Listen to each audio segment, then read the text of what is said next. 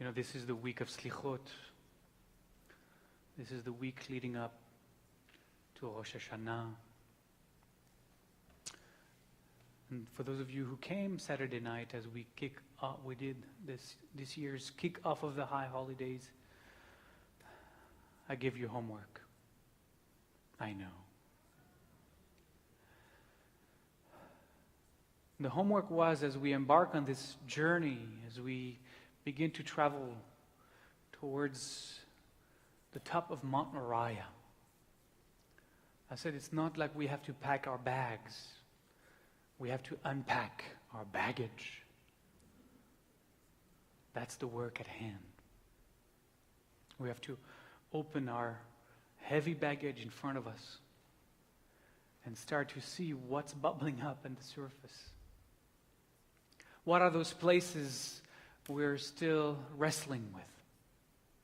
What are those behaviors that are still hurtful to us, still hurtful to others? What are the ways, as we did the Al-Chet together, what are the ways we are still missing the mark?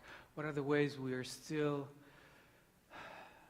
acting contrary to our own values, our own principles?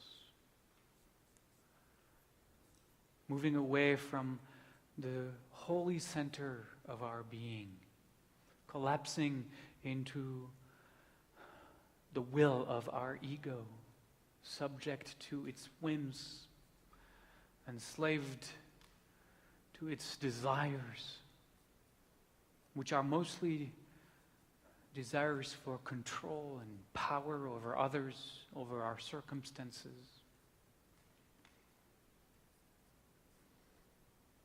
But places of stuckness are also places where we haven't made whole what needs to be made whole, where there's still unfinished business, where we are still living with those old stories that have plagued us with resentment, anger, things like that we're still holding on to, that are weighing us down, that are not doing any service to our liberating ourselves from their grab, that are binding us to their heaviness, that are slowing our ability to move in our life, sometimes even pulling us back.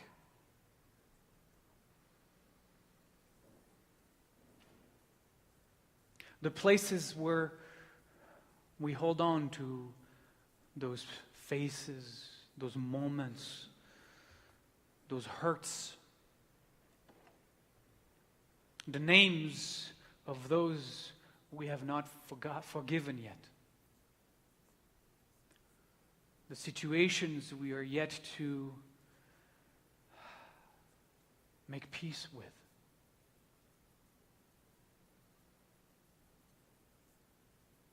And it's not just those people who have hurt us. It is also the places where we have hurt them. The times in our life where we acted contrary to our own heart. And because of the fear that drives the ego, we hurt others. Oftentimes we hurt those we love most. And we carry that burden with us. And I often say during the high holidays, and I might say that again this year, so just erase what you are about to hear so you can hear it again completely new at some point during the high holidays. But what we are doing to ourselves is that we are drinking the poison, hoping the other would die. Because we hold on to those angers, to those resentments, because we hold on to the power it still has. We hold on to our yearning, our wanting for the other to be punished. And if it's not the other, then it is ourselves. Because in the list of the names that we seek forgiveness from, or we need to forgive, is also our name.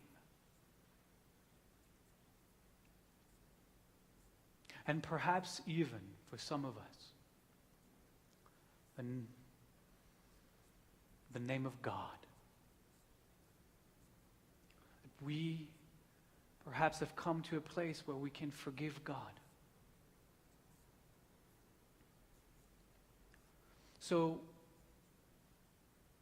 what I did, I inserted a page in your, I asked Cindy to insert a page in your prayer book. It's an exercise.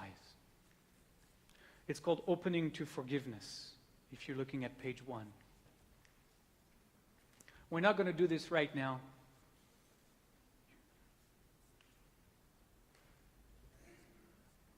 I invite you to take this insert home with you and make photocopies on both sides. I'll walk you through it, and then you can do it on your own.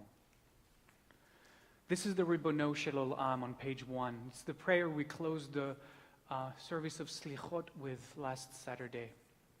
It is a prayer we say in Jewish tradition every night before going to bed. As you can tell from the top left corner of the page, this is bedtime meditation practice in Jewish tradition. Before going to bed, we say Ribono Shel Olam, which is the whole page 1, and then we turn the page, and we say the bedtime Shema, and we pronounce our last words. The last words we are to say are the words of the Shema, and Adonai Hu Ha-Elohim. And then we are not allowed to say any more until we wake up in the morning. These really are the last words we are to say as we drift into sleep.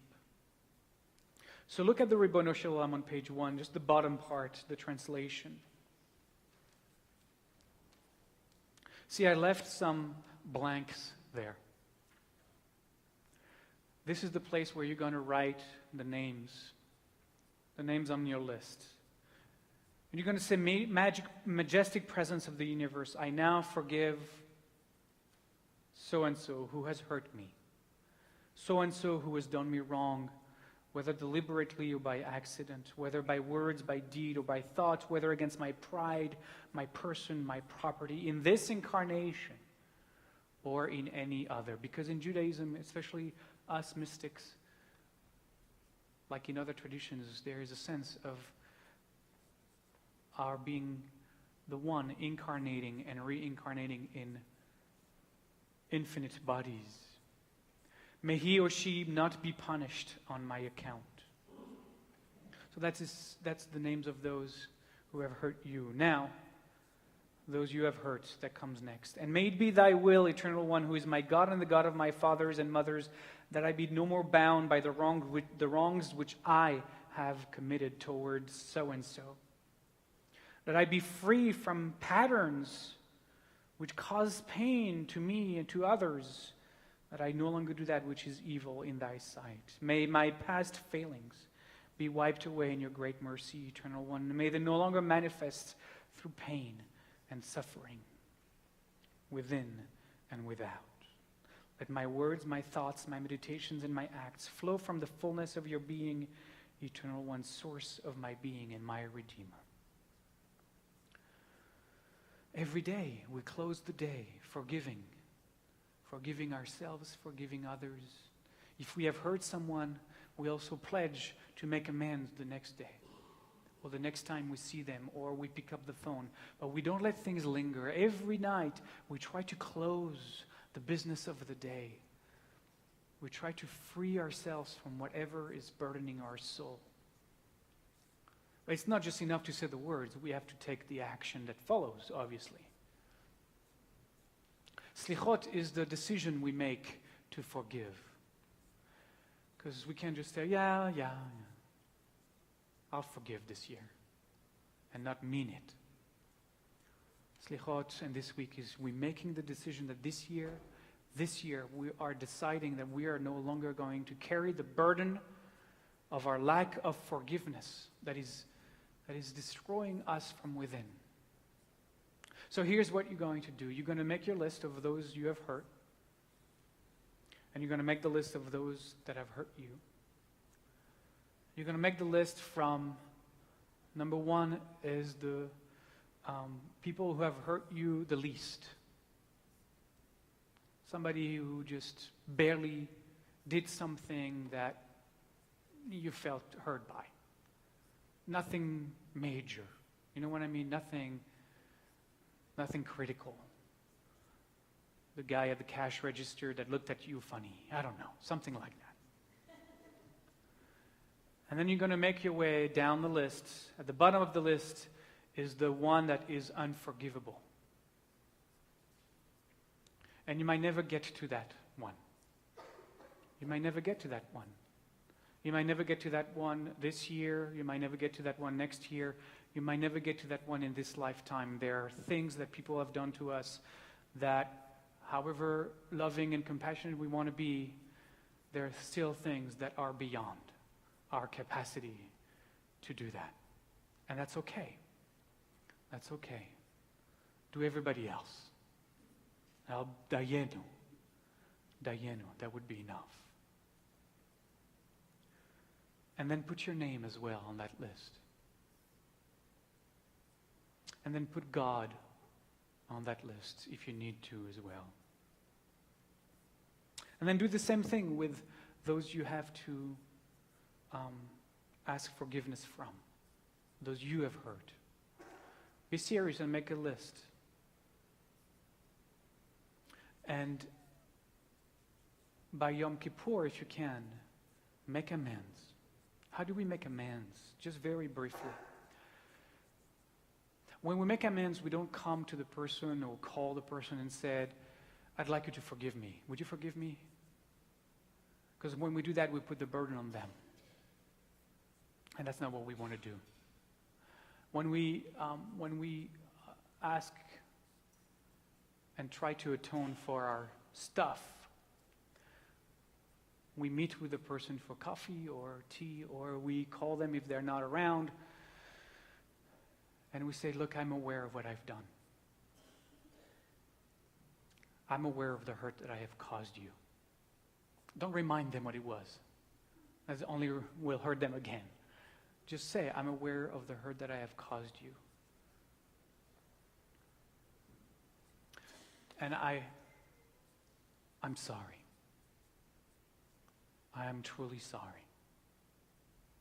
I'm deeply sorry. And if there is anything that you would want me to do that would make that whole, please tell me what that is and I will do it. I promise to do it. And then you wait. You don't say anything more. You wait. Our tradition says that you have to do that 3 times. And if the person on the other side is not able to forgive you, after 3 times, it's their work, not yours. And if they tell you, I want you to do this and that, if it's reasonable and legal,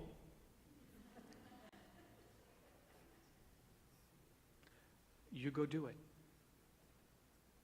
You go do it. Now, if the person is no longer walking this earth, then find a way to enter into meditation with that person and enter into a conversation with that person and do that work anyways. And that's all you can do. So take it home. I don't know how many people on your list, but make as many photocopies as you will need. And take this week, take these high holidays, take the next year, take the next 10 years, but really do it.